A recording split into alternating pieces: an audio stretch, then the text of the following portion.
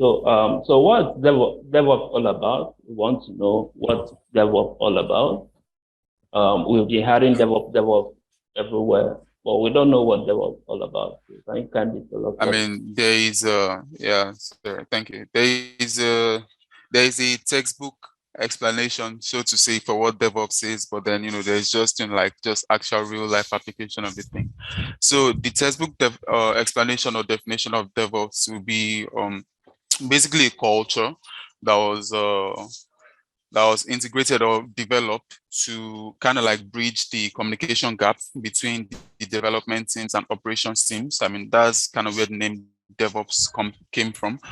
Um, okay, so it's basically give birth to what is called the agile methodology of the of software development life cycle, which involves okay, so let me just step back a bit. Initially, just the traditional way of developing and deploying application that's been just breaking it down into multiple stages as per like a development stage, a testing stage, then um implementation stage, which is usually where the code or the code base itself will be like hosted on servers and actually be deployed to the customers.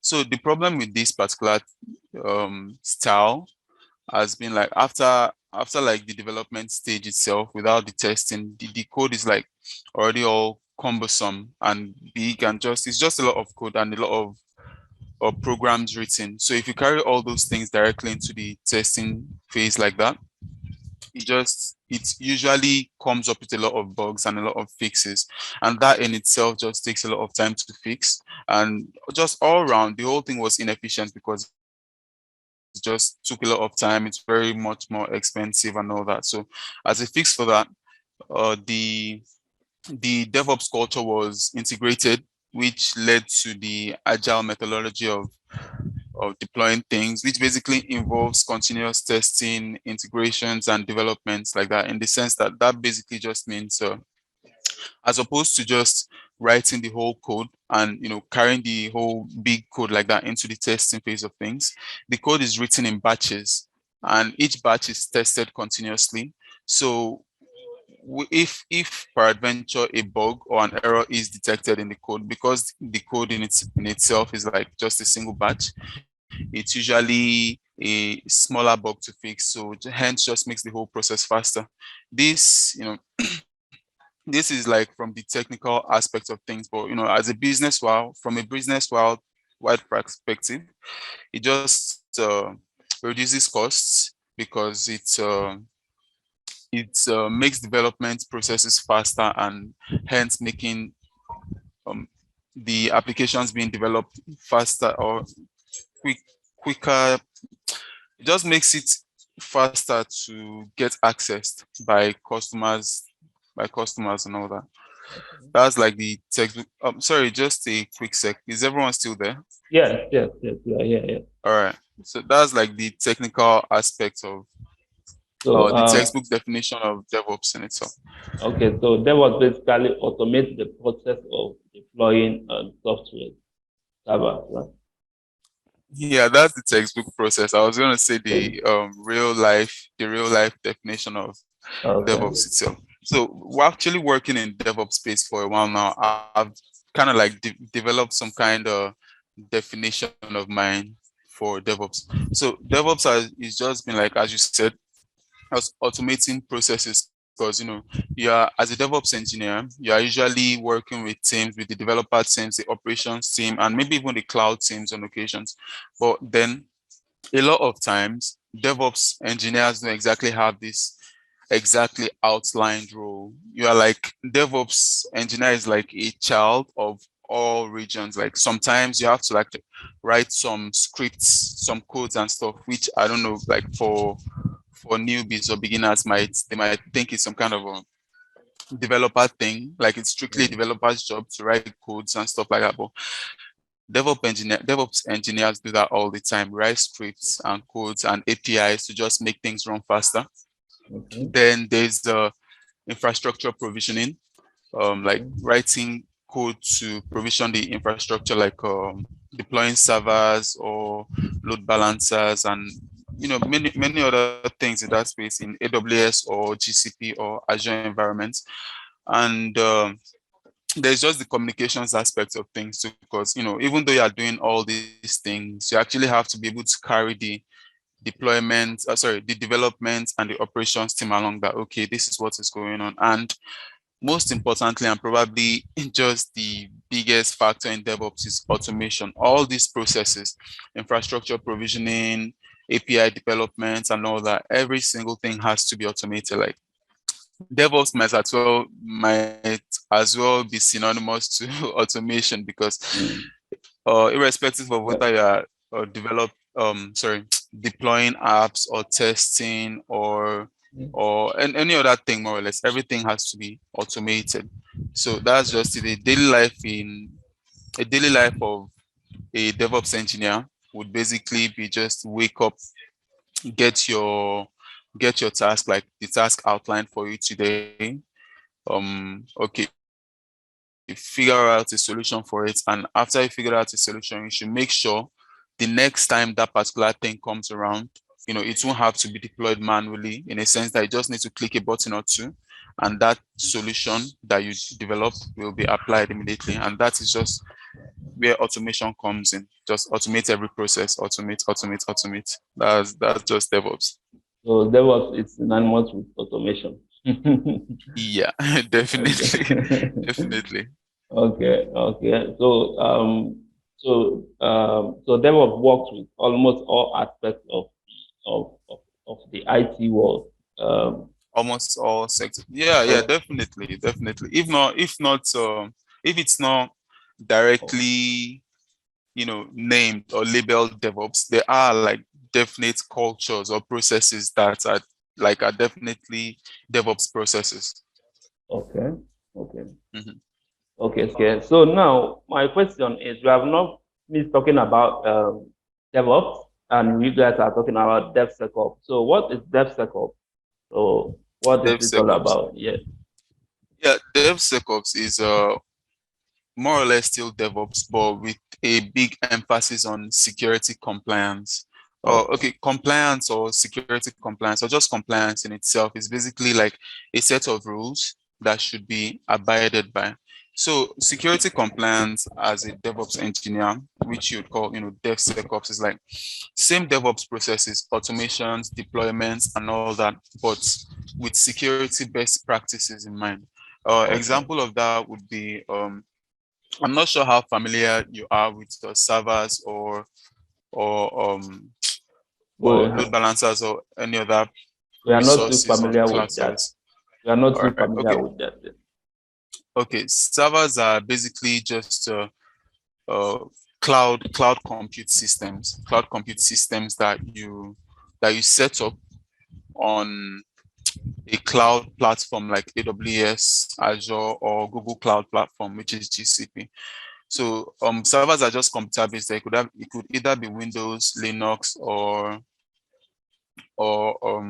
that's right. So basically those are servers, and DevSecOps just simply implies that when these things are deployed, these servers or any other resource for that matter, whenever you're trying to deploy or apply these things, you should make sure you have this issue, like you should have security best practices in mind. Example of that would just be that, when you deploy a server, which, as I mentioned, is a compute system in cloud.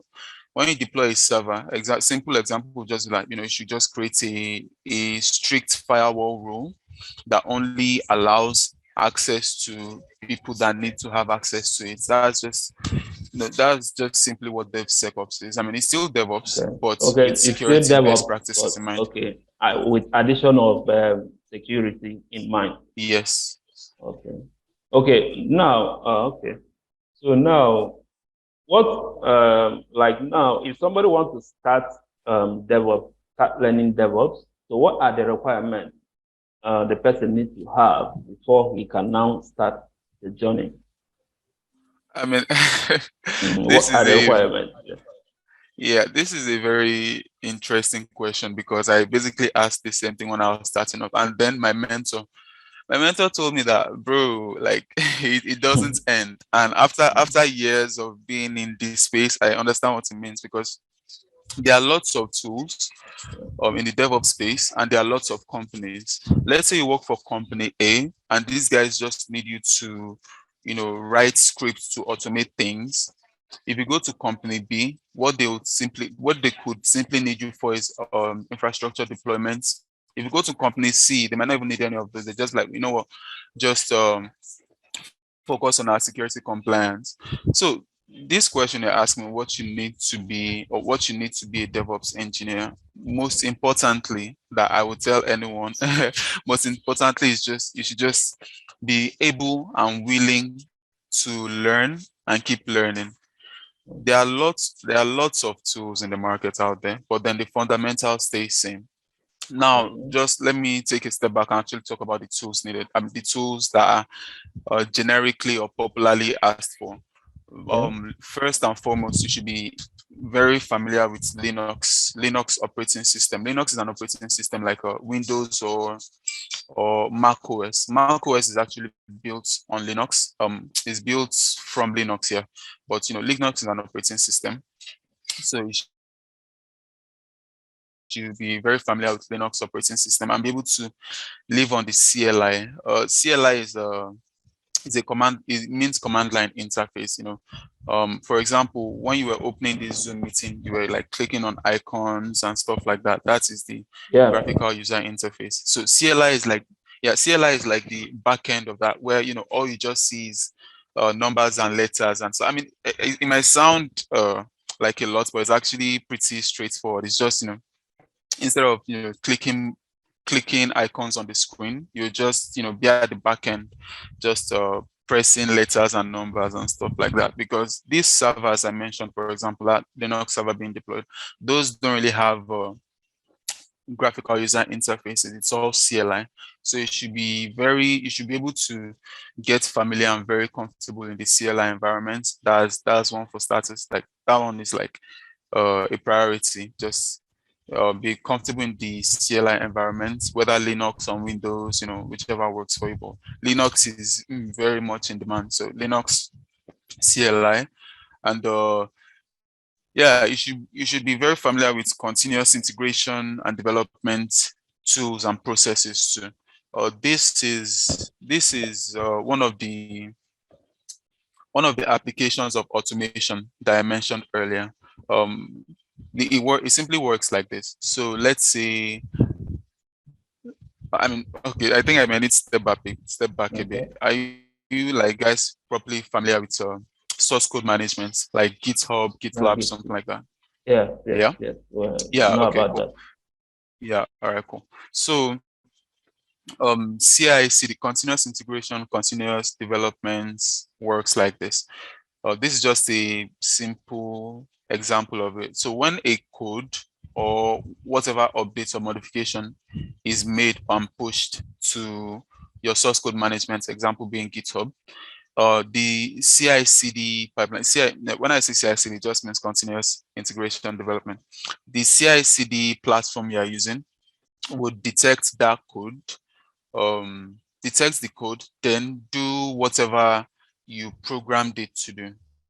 As a DevOps engineer, what is popularly required is to, continuously test the code being deployed, to check out for bugs and all that, continuously test, continuously deploy, and maybe even package some codes and dependencies and stuff. So there are many possible things that could be programmed in the continuous integration or development platform you're using. So example would be when you deploy something or when you push something to your source code management, e.g. GitHub, the CI/CD platform would like detect that change automatically without your interference, automatically detects that change and do whatever you program the CI/CD to do initially. So basically you just build that once and it keeps working. So that's just the automation aspect of things. So although there are different types of automation, that CI/CD, continuous integration and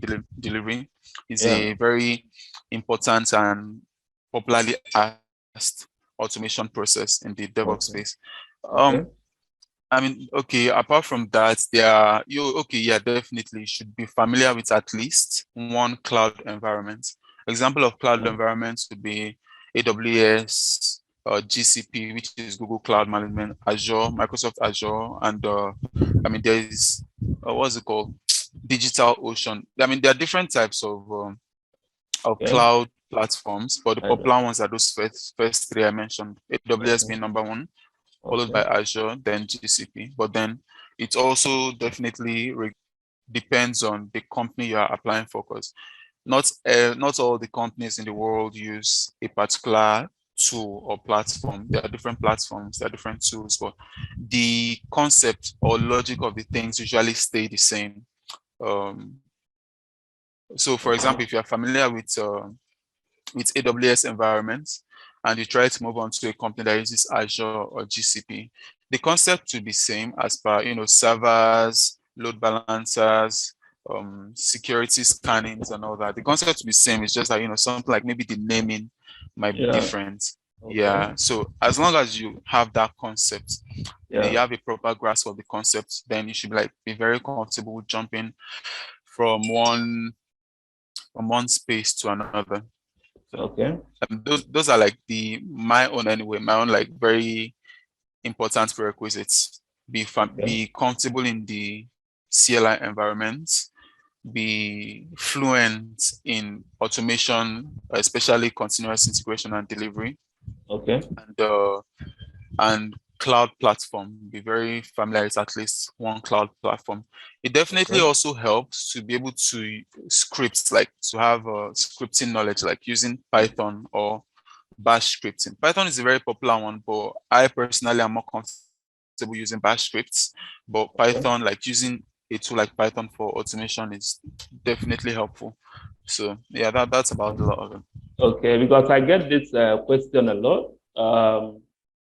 The question is, do you need to know programming? As in, do you need to be a software engineer before you can go into DevOps, or somebody who doesn't have, who is not familiar with software engineering can also move DevOps straight? Yeah, of course, definitely. I mean, you don't actually need it at all, Okay. because I guess how should I say, the misconception around that is because of maybe the term DevOps itself, that, developers, operations, so you might need some developer knowledge to actually Yeah. start the thing. No, you don't really need to be a developer or have that developer skill. I mean, you work with developers, you are your own, like DevOps itself is a job, is not a developer. There are developers that, develop stuff. Then Okay. there is the DevOps engineer. So Okay. no, you don't need to be a developer to be a DevOps engineer. Okay. So I guess some of our audience will have some questions to ask, but before then, I would like to drop this. Um, so this program is recorded and we are going to upload it on our YouTube channel. So if you want to listen to it again, I'll be dropping the link on the message. So ensure you subscribe also, get updates, and also follow us on our different social media platform, which I'll drop on the Hello. message also. So if you have any questions for him, something that has been confusing you, you can ask him. So please summarize your question because we don't have time. We have only about 9 minutes. Yeah, right. Yeah. So if you have any question, you can go on and ask him. Hello, are we there? Any question? Yeah, I'm here. So No questions then. no question. Nobody have any question. Huh? Okay. So now, so another question I have is, so what is the DevOps market like? What is it like? Is there chances of new DevOps engineer getting a job? What are the chances? Like, is the market still growing or is it saturated already? So we'd like to know about that. No, the DevOps market is a very, very, very in demand.